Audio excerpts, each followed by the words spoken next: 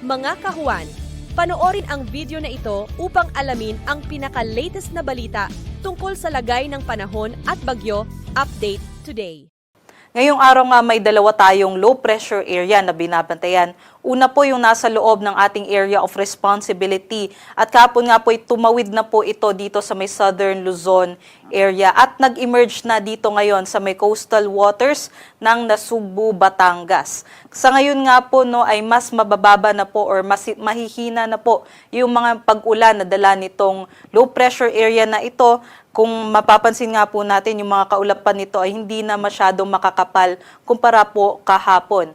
Within the next 24 hours, maaari din po itong malusaw na lamang habang binabaybay yung mga karagatan dito po sa may West Philippine Sea. Samantala, yung isa naman po na low pressure area nasa labas pa ng ating area of responsibility at huling namataan 1,615 kilometers silangan ng Eastern Visayas. Sa ngayon nga po ay almost stationary po o halos hindi po ito gumagalaw at sa nakikita natin within the next few days ay mananatili lamang po ito dito sa may karagatan malapit sa Philippine Sea at dito rin po sa may Western North Pacific area.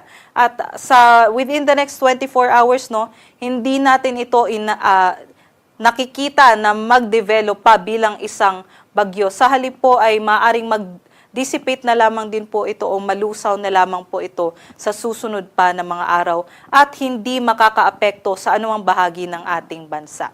Other parts naman po ng ating bansa no, ay possibly dahil na lamang po ito sa mga localized thunderstorms, yung mga panandaliang buhos ng ulan natin. And dito naman po sa may northern Luzon ay easterlies naman po ang nakakaapekto sa kanila.